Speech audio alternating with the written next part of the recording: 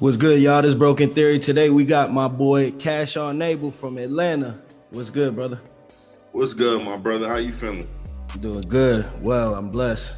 I appreciate you taking the time to meet with me, bro.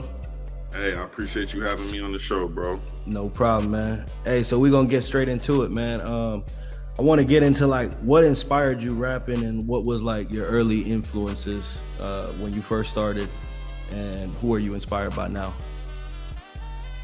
I think some of my early inspirations would have been artists like Mac Miller, Joey Badass. You know what I mean? I can't forget finding out that Joey Badass was like 2 or 3 years younger than me and was killing shit. It was back in 106. He on Power too, bro. You know what I'm saying? He Crazy. killing shit right now, bro. I'm Crazy. watching book 3 right now. That's hard. Yeah, I rock with it. The Kanan joint is hard, man. Yep. But yeah, this is I've always, I guess in childhood I was always freestyling and rapping, but to take it serious, man, I was inspired by artists like Mac and Joey. But my boy Steph, who's an artist as well, was doing it serious in high school. And at that point, I just wanted to just be the homie that could like hold shit down. I wasn't really trying to be a front man or artist, but What year was that? That was in 08. We were still in high school back 08, 09. Okay. So, I mean, fast forward a couple of years, I get to college. I'm at technical school, you know what I mean, doing the electrical stuff. And I said, I'm going to take that shit serious, bro. You know what I mean? And Steph was the first person to put me in the booth. Yeah. You know what I mean? We recorded my first song back in 2012, man. That's you what's know, up. And nowadays, you know what I mean, full-fledged, fast forward, man, I'm inspired by just everyday life and just artists like my boy Chizabam, my boy SR, you know what I mean? Like, I'm inspired by my community of artists that I rock with, you know what I mean? No doubt. But yeah, that's where we at with it, bro. Nah, I feel it. So let's talk about that journey. I mean, you said it was when you was in college, 08, leading up until now. College was 2012. College was 2012. Okay. Yeah. But you started in 08, like kind of just dabbling in it. I started considering it around 08, but I would say I really got to the mic in 2012. Like you bought your own setup, or you like started? I did not. I was using the homies. The homies had their setups. You know. So at what point did you buy your own setup? I would have to say in 2018 is actually when I bought my setup. Wow. Yeah, bro. More recently because SR inspired me to do that because that's crazy. I met him in 2014, SR Gent. I met him in 2014 and, he had the full-fledged studio set up and, we was doing the LTP INC joint. And, I just loved his setup. And then, he moved to Orlando and I was like, I got to be able to replicate this sound. Yeah. And he told me word for word what to get. And, sure enough, a Black Friday sale, I went crazy. Yeah. Bought all the equipment and set it up. So let's talk about that real quick, the difference. I just want like all the artists to understand this concept that aren't used to recording themselves and kind of like look at it like a task. Okay. Transition from you going to recording with your boy to now I'm alone by myself doing it all. Did you have any experience like fooling around with it before, or like were you just looking up tutorials and stuff like that? Nah, man, honestly, the only experience that I had was recording with SR himself. I would have to like learn and watch him. Like I was emulating the things I saw him do, and then he would, I would screen time him, FaceTime him, and he would like explain how to set up certain things. And I literally did the copy and paste method because I wasn't the most technical with the music. So for me, it was, I just wanted to rap, you know what I mean? But when he left, I realized that if I was going to take my career seriously, that I would have to be able to facilitate myself. Absolutely. And it revolutionized how I did music because now you're no longer on anyone's time limit. You're not on anybody's schedule, and now you're kind of learning how to play.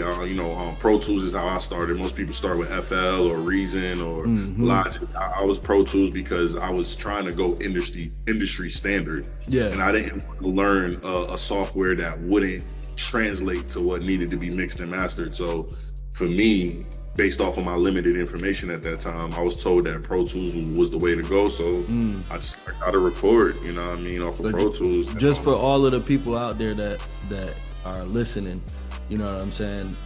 that's not the only way that you can get your audio to engineers and stuff. Is just industry standard as far as like sending a project file to engineer and them able to open the session, right? That's what you speaking Absolutely, of? 100%. Okay. At that time, I just didn't wanted know to clarify, so I don't want people to have any misinformation. Yeah. Nah, for sure. At that time, I didn't really understand the logics and all that other stuff. You know what I mean? Because SR was using Pro Tools, so like I said, I was using the copy and paste method. So that's what so if you using. needed help, you could send him the files. Exactly. Yep. You know, that's what I do with all my artists that I work with and I mix and master. You know what I'm saying? I tell them if they starting, pretty much start on Logic, because that's what I started with and that's what I have experience with, and they're able to send me the files and things like that, to where it's like, you know, I'm able to be like, oh, you need to do this or blah blah blah, or you got to change this. I'm able to give them some type of direction to, you know, help out a little bit. So that's what's up, bro. When you invested, how much was the first investment that you made as far as like buying all the studio equipment? Did you buy it all at once, or like was it like, I'm gonna buy the mic first and then the interface and then, you know what I mean?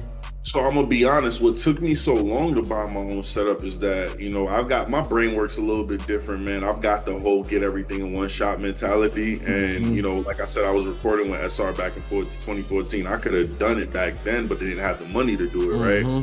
And for some reason, buying it piece by piece just wasn't suffice for me. So around the time when I actually got the equipment, I did it in one shot. But I did it in one shot because, number one, you know, I mean, I had some tax refund money from that year, and I held it all the way till Black Friday because I knew that's when I was going to do best deals. You know what I mean? Imagine, you know, you nickel and dime yourself and you don't want to waste a single penny. When you going to do it?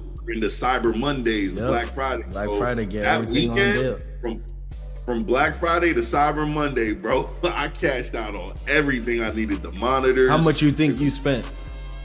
I would have to say I spent about $600 on the monitors, which were the Yamahas, the Yamaha 5s. I spent about, I got. You still have those, right? I still have those. I still use those till today. So that was a good investment. Very good investment. I got a 2000 and this was in 2018. I bought a 2011 old refurbished Mac computer desktop. I bought a. How much was that? That was about 500. So now we're so 600. So we're at 1100. 1100. All right.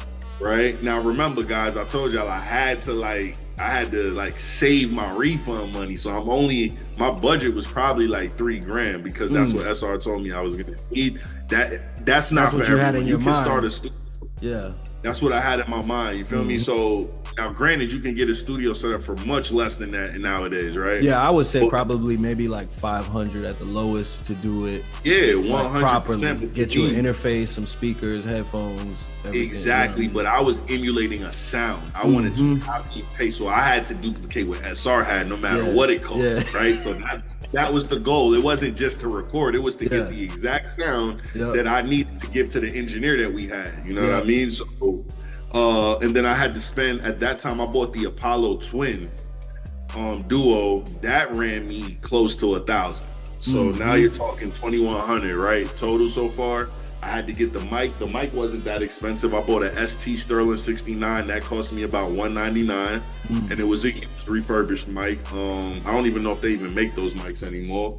I bought the Alcatron PF8 sound filter recording booth. You know, the isolation booth. Yeah, I know exactly what you're talking about.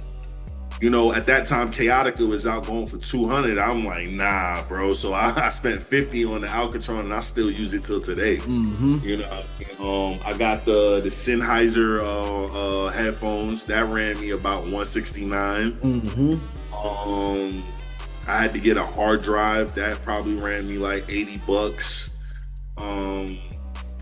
What else? I got the stands. I got the whole setup. All in all, I spent around $3,000 when it was all said and done. Like SR told me I would. Yeah.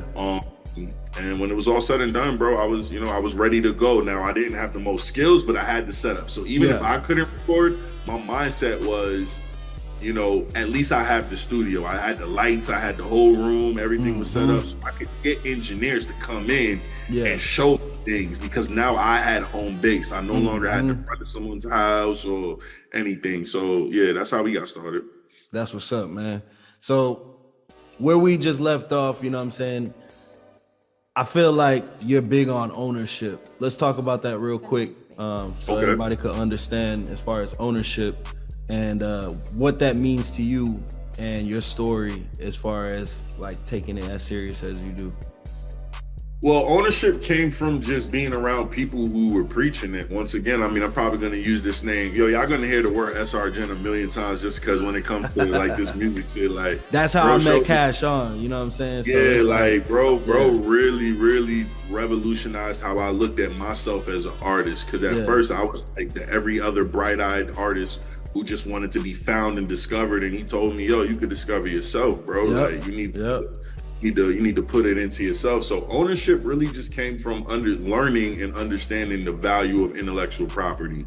I didn't know what that was when I first got started. You know, I would just go buy a $25 lease for music, not knowing that there's a reason why the beats online are $25 versus $200 or $250 for unlimited, like just different things, right? And understanding that when it's all said and done and it's time to make money, if you don't have a certain level of ownership over the catalog, you're not going to make much money. Absolutely. You understand? And at that point in 2018, going into 2019, my goal was to make money, not just to make music and pass it to my best friends and say, hey man, tell me what you think. Like I was past that.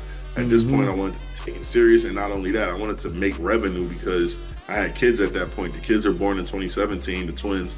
So I had to make a career out of this. So for me, ownership is everything, but there's levels to ownership because you don't need to own 100% of everything. In my opinion, as I got older, I realized that you got to learn how to leverage. Ownership creates leverage. If you have leverage, you're able to broker more deals for yourself. Absolutely. Case in point, you know, if you own the vast majority of your catalog, when a sync company or a company wants to sit down and they want to use your music, you can give the okay and sign off on the music being used, because if you don't own the vast majority of it, if not all of it, then you're not able to do certain deals. Yeah. You know, you got to think of your career as a pie. And if you don't even own 75 to 80% of your pie, imagine how it would be broken down when you're going to broker deals. And these deals, these companies want at least 50% or at least 45%. And that's just starting the conversation. Like they come. So imagine so you might imagine not even get that. 100%, and that's okay sometimes if you know what you're doing, because you know, in just like in any career, every step is a stepping stone, right? So depending on how you do it, you know, if you're fully aware of what deals you're signing, you got to just be aware that, you know, if you only have a certain amount of ownership, then your shit's going to be split depending on who you're doing business with. So for me, I wanted the most I can get out of a pot. So I just strive to own as much as possible.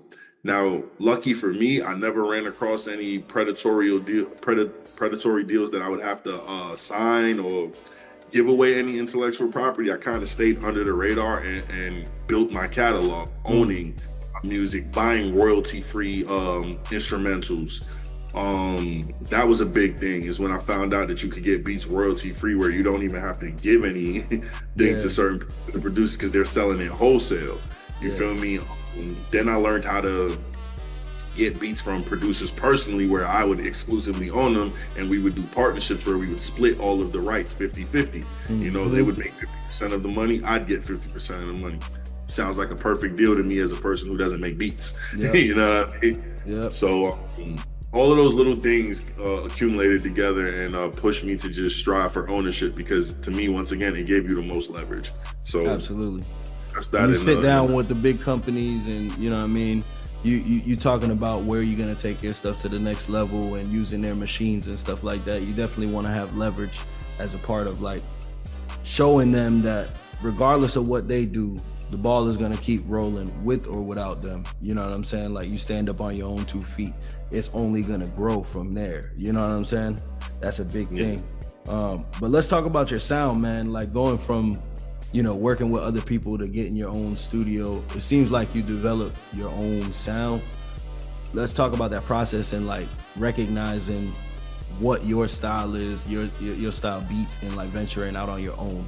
Was there anything that you were like, scared to put out, or So I don't think there was any music I was scared of. Well, scared would just mean you don't like it and you don't want to put it out, right? But yeah, scared, not like yeah, scared, like yeah, yeah. For me, I like boom bap sound and beats. Like I recently learned that my favorite BPM is anywhere from 70 to 94 is are my beat speeds. That's what I like. You know what I mean? got I'm a you. boom kid. So like I grew up listening to P Rock, CL Smooth, Jay Dilla. Who else could we say? Hey, real quick, I want to salute that Pete Rock and commentate, man. That shit is Bro, literally, crazy. I've been listening. I was listening to that album all the way here to the crib. That I shit was is just crazy, to, bro. It is fire. I had to bro. salute both of them. You know what I'm saying? Like, Yeah, and what they is it, knew the what they was gonna Auditorium drop. Volume 1? They knew what they was gonna drop, man. They knew Yeah, what it they was did. when they was talking cash shit before they dropped Yeah. it. And you know what I'm saying? And it hit. It hit. It was And good. yo, the way that the album starts with the daydream, and I'm like, yo, That the shit way they is put crazy. that The in sample I'm was like, crazy. That's crazy. But yeah, we nerding out real quick, Yeah, you know yeah. what I mean? But that's just the love, you know what I mean? So as far as sound, I'm gonna be honest, bro, for the longest, I never thought I had a sound. I just rapped to what sounded good for me, man. And I think that's the key to finding out, if you want to call it a sound, is rapping on things that pull out the stuff that you want to say the easiest, right? So there's been plenty of times where I've heard instrumentation and I'm like, wow, I know immediately what I want to say. I know immediately how I want to deliver it. And to me, those are the ones that you go after. Those are the ones you release. The ones that you have to force. Sure, good music could come out of it, but at some point you'll realize that it sounds forced. You know, you can't really trick the ear. You know, at least that's something I've learned as well. Absolutely. Like the ones that you do effortlessly are the ones that usually come across better. You know, so with That developing one take, you know what I'm saying, and then just left Exactly. it alone. You know what I'm saying? Or- Came or- back to it or- 2 years from now. Yeah, 100%. Or even if it's not even a one take, the punching going in well, right? Yeah. Because sometimes you learn that, okay, my breath isn't going across the way I need it, and breath control is super important when delivering with music, right? So sometimes just knowing the perfect punching method, right? That works well too. What taught you that as far as breath control? Breath control, performing. Not wanting to sound out of breath when I'm behind the mic and I'm jumping around and moving. So what I learned was that, you know, you need to go for runs and rap your music while you run it. You know, I started doing 5Ks, 10Ks, and I realized that when I could fully rap my music like I'm having a conversation with somebody, then I'm ready to hit the stage. Yeah. You know, as years would pass, I would hear other people say this, not even knowing that I was doing something that people did. It was just something that made sense to me. And then I found out that that was an actual method for people learning how to control their breath, right? So yeah, breath control is everything, because you can have the dopest rhymes. If it's not delivered right and it doesn't come across right, then people they're just not going to register with it. Absolutely. You know, and it's not going to convey the emotion that you're trying to convey to people. So Absolutely.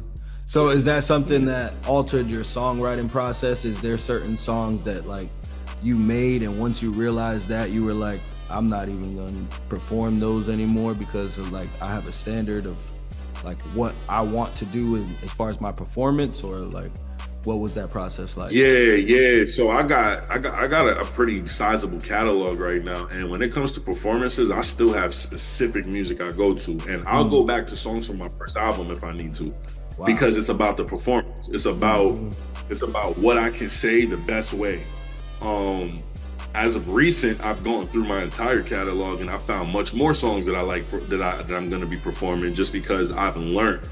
You kind of got to remaster these songs, because like for me, I would do a lot of punching in, and sometimes I would do a lot of the one takes, right? And I got to a point where I stopped writing, and then I got back to writing. So there's tons of music that I've done where I'm doing it off the head. I don't even know this damn music. You know what I mean? Like I got to learn the words, and when you got to learn the words, first you learn it, then you learn how to deliver it. Absolutely. So for me, I had to just keep practicing. And not every song is going to translate in performance, you know, because not only do you need to keep your crowd engaged, you want to keep them energized. Engaged is one thing, but them having the energy to want to be engaged is another thing. Yeah, so keep like, up with you. Exactly. You jumping around on stage, you want them jumping around in the crowd with you. 100%, but I don't need them jumping 24/7 because that gets boring and it burns them out, right? But so you know how to control the crowd. MC knows how to control the crowd, master of ceremonies, right? So these are things that we learned early in life. So for me, it's just knowing, okay, this song, how we start, we're gonna punch them in the face with it, and then we're gonna keep the tempo up, and then we're gonna slow it down for a little bit, give them 2 or 3 songs where they can just breathe. They might want to step out, you know, they don't want to miss the show, but they might need a drink of water because they just been jumping with you. You know what I mean? Knowing how to give them breaks without cutting the show. You know what I mean? Just different things. So yeah, I don't know. Hopefully that makes sense to those who are listening, but that's just my reason how I do things. Absolutely. I just want to touch on something, man. Like one thing that you said, I was reading the Quincy book, and when Quincy was working with Michael Jackson, he would not let him step into the booth until he had his song memorized, because he wanted to bring out the absolute best performance of him, because he knew the song. He didn't have to look at the words. You know, he's able to express and, you know, lead his point in the performance, you know what I mean, and emphasize certain words and things like that differently. And I think it brought the best out of it. I mean, when you know your song, it's a different type of performance. You know what I'm saying? There's nothing like that, man. I'm gonna be honest, I haven't even reached that level. You know what I mean? I record at a frequency right now where it's like I just want to create it, get it out. And that's not so good. Like Quincy's a genius, bro. I heard that he would make Mike do a take like 100 times until it was right, like, until it felt right. Yeah, that form of repetition can only bring the great out of you. You know, even hearing you say that lets me know that I need to really start memorizing my music. Because a lot of I do know, but I don't know my whole catalog, and that would be a really dope thing to do. To just be able to go out to a show and not have a set list, be able to go out to a show. That's what LaRussell does now. Okay, I didn't realize that. I didn't know that. That's what he's doing. He's an amazing performer. Yep. His shows be live, bro. So imagine he goes out and then he sees the crowd, he feels the energy. Whatever he thought his set list is, he changes it immediately. And he just goes off of the crowd and he's doing it random, and the DJ's just ready. That's a different level of entertainment right there. So that's definitely something I can look forward to seeing me do in the future, because for sure it's something that we all as artists need to know how to do, because performing is a huge part of your fan base when it comes to garnering new fans.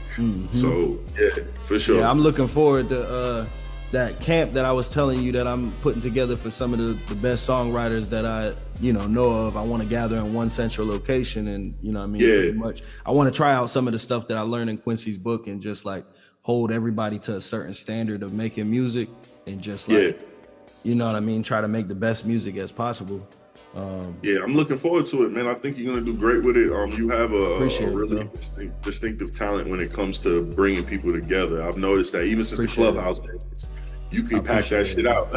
You would have a bunch of people in there listening to music, and all different types. You know what I'm saying? Exactly. Like, that's where the best music is made. You know what I'm saying? A lot of like people from different countries and stuff like that. Like they have different perceptions on music and different takes on music.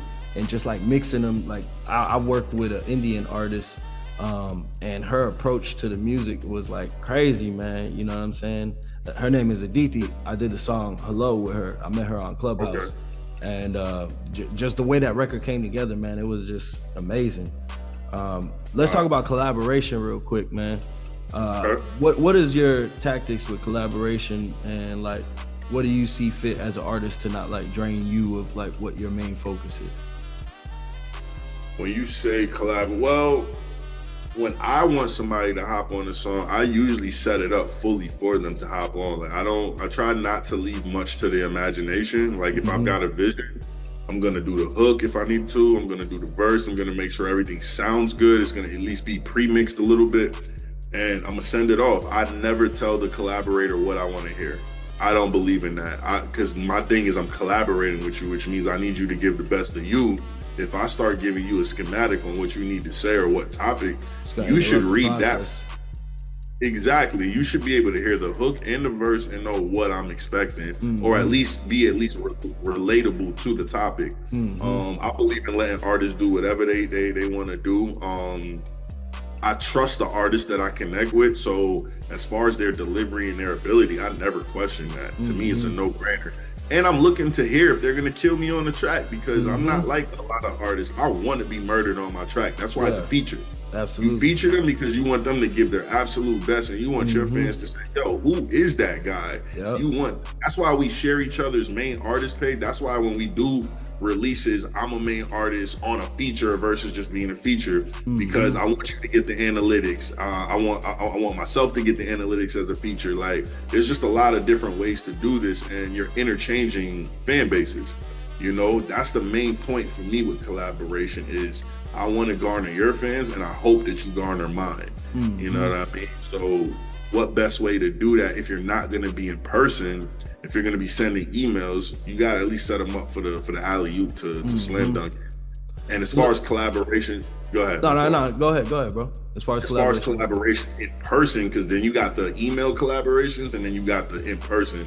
In person is always great for me. That's my favorite, because you can just sit there, vibe, and then you just start writing. And before you go, like, those are usually take the longest, because you could get in at 12 and leave them off at 10 at night, and you only work on 1 or 2 songs, if that. You're working on one to perfect that product. So I mean, when it comes to in person, hey man, it's all about the vibe. We're gonna talk. You know, I mean, I haven't been smoking for quite some time, but we probably gonna smoke some. We probably gonna. I'm gonna drink my water, you know what I'm saying? I'm gonna light my sage, you know what I mean? Like, get in the zone, man. Those little weird, quirky things. Yeah, man, ain't nothing wrong with it. So let's talk about your name real quick, CASHONABLE. How did you get that name? My older brother named me CASHONABLE, but it was initially, he used to just say, I was really good at basketball, man. And he would say, yo, man, I mean, we from Jamaica, like as you as well. So, you know, he was in his Pato voice, he'd be like, yo, cash on the money. You know what I mean? Like, whenever I would do a 3-pointer and score, he'd be like, yo, your jump shot is cash on the money. So, you know, your brother, he's a dope person, man. Like, just I appreciate it, man. Yo, I was just going. Yeah, he's dope as fuck, bro.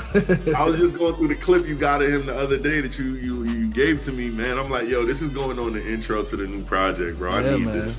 Yeah, man. You captivated. Thank you for giving that to me. You didn't have to do that. Bro. Nah, man. Like, when I link and collaborate with people, man, like, I just be trying to help. You know what I'm saying? Like, of course, everybody trying to eat. You know what I mean? I gotta feed my family, but like, if there's something, especially somebody that like I'm a fan of their music and shit, anything I could do to help, bro, I'm automatically gonna try to help. You know what I mean? It ain't about no money like that. You know what I mean? To me personally. For sure. Likewise, my brother. But the CASHONABLE, man, like I said, I got it from Bro, but I put the Able on because that's my last name. You know what I mean? So my thing was, if you're gonna put your bet on me, I always look at myself like the best bet. So if you're gonna put your cash on anyone, you need to put it on Able, me. You know what I mean? So CASHONABLE, you know what I mean? It's your safest bet. Yeah, that's dope, bro. That's dope. Yeah. So let's talk about what challenges have you faced in the music industry since you started, and how you overcame them. I would say my biggest challenge has always been the ability to market myself, man. I don't know how other artists are, but for me, marketing is extremely important, and it's what I suck at because I like the creative aspect of it. I'll record all day, but when it comes to visually putting myself out there and then getting the visuals to the masses, I've always struggled with that. Number one, because it takes tons of money to market yourself. Nowadays, you can't really complain about it because there's been so many niche different ways to get yourself out there with social media. But if you talk about 2012 and 2014, when we first got started, it was all about getting yourself affiliated with the right company that could get you out there. And nowadays, there's so many different resources, but my struggles have always been, hey man, or sometimes finding the right engineer. Now I'm good. I have one of my best friends is an engineer, and he's crazy, you know what I'm saying, with it. But before that, what's his name? You know, my boy Zach, he goes by Excedrin. All right. Also, Chizabam's one of my engineers slash collaborators. But my main engineer when it first got started was JK. But JK come with a price tag. Mm-hmm. When I go to JK, I know. when I I already know, bro. But when I go to JK, trying to finish this album we got, and he's like, bro, you know he's gonna do it for this, and I'm like, bro, I like right now, bro. The way shit's set up, bro, we gonna have to keep that shit in the tuck, bro. You know, listen, rightfully so. JK is one of the best engineers I've ever come across, and his shit is dope, bro. His shit, he's worth every he gonna dollar. Bring it out you. 100%. But recently, man, my boy Excedrin, man, to me, he's like baby JK, man, and he's genuinely a person who just wants to see you win. And he's one of those people that if he tells you he's gonna do it for free, you still gotta throw him something because he's just giving you all of it. You gotta respect his time. Yeah, you got to, bro. But it's little things like that, you know what I mean? But when it's your career, you have to budget and have the money for it. So those were the little hangups I'd run into, like getting my stuff mixed and mastered in a timely fashion. What video do I shoot? Even till today, I'm 32 now, bro, and I still will put out a project and not know how I want the visuals to look. Some people make music based off of what they think their video should look like. I've never been like that, bro. Like I make music based off of how I'm feeling and based off of what's currently in my life. And bringing it to vision, bringing it to the picture has always been a challenge because I always have this grandiose feel of what I should look like, right? Because I grew up in the 90s and I grew up watching Busta Rhymes music videos. So I can't emulate a Missy or a Busta. I'm like, it's not worth it. I'm just gonna give you the audio. I'm not doing no damn videos because I'm not gonna do no crap looking video for the sake of just getting it out. I don't know how to be like that. I like to do things fullest the first time. Absolutely. So just little things like that have always been my hang-ups. But outside of that, I haven't had much things to run into because once again, I took the approach of being independent. So it took off the pressure of trying to impress anyone or be discovered by anyone. Networking with people has always been an actual blessing to me. So that's not considered a hang-up. I know how to deal with people. People know how to deal with me. So visuals and the mix and mastering was probably the hang up I would recommend to. You know what I mean? If I'm summing it up. Nah, for real. We only got a little bit of time left, but I want to talk about any upcoming projects or releases that you're excited about. Anything coming up that you're just like biting your tongue, waiting for it to come out, ready? Yeah, man. So the next follow-up project, you know what I'm saying? I guess I could go ahead and name the title. The title is There's More to Life. That's the name of my next project. Okay. After that, I've got plans to finish my quarter series, you know what I mean? So after that, it's gonna come the third quarter. I haven't even begun to think about what that's gonna sound like because There's More to Life is literally me transitioning from I just wanna feel to realizing, all right, man, I'm starting to get into a place in life where I'm really only wanting to record what I'm going through and what I'm feeling. That's how I don't run out of things to say. It's by just thinking about what's currently going on and relating to that. And There's More to Life is gonna be something. There's More to Life is gonna be something special to me because like I've been through a lot in the last year. You know what I mean? I lost tons of friendships. I just been growing. I've been growing. They don't tell you that when you grow, the people that you start out with, a lot of the times are not the people you're gonna end with. And although I'm grateful to have a lot of my people still with me, there was a lot of people who came into the picture that I didn't see leaving the way that they left. And I didn't see myself distancing myself the way I have. But as you get older, energies change and desires and goals change. And sometimes things fall out of alignment. And I was having a rough time with understanding that this past year, man. Went through some very depressive moments and some very angry moments. And I'm just grateful that I never overreacted or did anything stupid that would take me out of position, you know? That's a blessing, man. That's a blessing in itself. For real, God is You're good able on to that. extract that lesson like that, you know what I'm saying, and see what you went through and be like, yo, I need to do something. You know what I'm saying? Yeah, like, but I've been able to get back to the basics. So There's More to Life is just me explaining to people that it's kind of an open-ended statement too, because what's more to life to you? Like, to you, if you had to determine, what would you say there's more to life than so and so? There's more to life than, like, it's for you to fill in. For me on the album, I'm gonna fill in what my perspective of that is, and hopefully it challenges the listeners to listen and look at their life and figure out, yeah, I got these goals, yeah, I want these things, but there's more to life than that as well. Absolutely. And finding out what that is. You know what I mean? So while we on that subject, right, I want to ask you, there being more to life, what is in the next 5 years for CASHONABLE?